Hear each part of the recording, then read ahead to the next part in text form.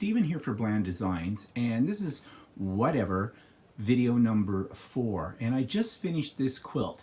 Now, this is an epic fail. I know when you see it in this format it doesn't look like that, but to me it is. This is the second quilt that I have ever made. Now, I have a video and I've shown you my first quilt, which I was very proud of and turned out pretty good for my first effort. I think that one was beginner's luck, because when I made this quilt, although as I said from a distance it doesn't look too bad at all, there are a lot of flaws in this. So I'm going to point these flaws out to you, and hopefully you will learn what not to do when you're quilting. Now remember, I'm a rank amateur. I've never taken a class, and everything I know about quilting I've learned on YouTube videos. I am taking a class in another month and a half's time, and there I'm going to learn probably the proper things to do, and I can avoid the mistakes I made in this one. So first of all, the design of this quilt.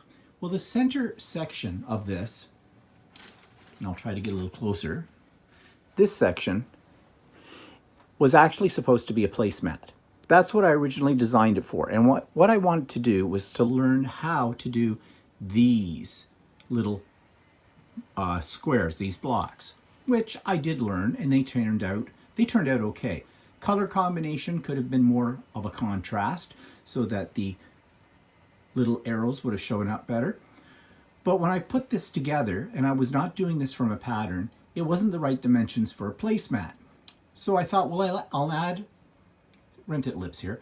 I would add a border, and that's what you see the black is. And I got a little fancy. I added these little corner pieces, which are the same material, as you can see, in here. But let's take a closer look at these corners, because this is one of my first mistakes. And just let me find it here. Here we go. See this? See the gap? That should have come all the way over there. My measurements were off. Now, I was pretty much freehanding this. I wasn't using a set pattern. So one of my major problems is figuring out the proper measurements when you allow for a 1/4 inch seam. And you can see that one's a little closer. Now, I did get it right on this one and on this one, but that was by luck. So then I moved on, and I decided to use scraps to create this sashing. I think they call this sashing. To me it's a border, but whatever. And that worked out pretty good. It's a little off right here. Where is it?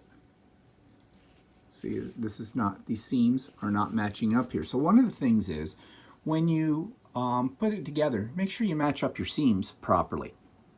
Now, I've added another longer border all the way around here, and that one worked out pretty good.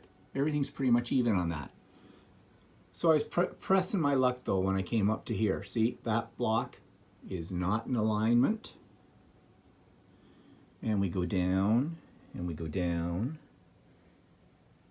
And those blocks are out of alignment. And so are these blocks. So again, have to put more thought into planning. Now this outside one I thought I'd get tricky, and I'd use the decorative stitch along it in the center. And yeah, that worked out pretty good, except for, you notice the puckering? I did not use an interfacing. And this material was relatively thin. So when it was embroidering this decorative stitch, it sort of pulled up on it. Now, not that that's really a major problem, but it is when it came to sewing it on to different spots here. Let me see. It's hard to, through the view on the back of the camera, to find where I am. But you can see there's probably a part here. Yeah, it gathered. Let me, see here? Right here, it gathered under the stitch. And at the point where it did that, I was at the point of no return. I just kept sewing. So then my outside border that wasn't too bad. I got that to line up. Of course, this kind of material, you really can't tell where it's not lined up, so that's kind of forgiving.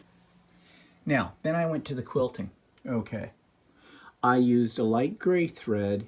I was doing stitch in the ditch, and you can see here, oops, I didn't miss stitches. They're just buried. I didn't pull the material back enough.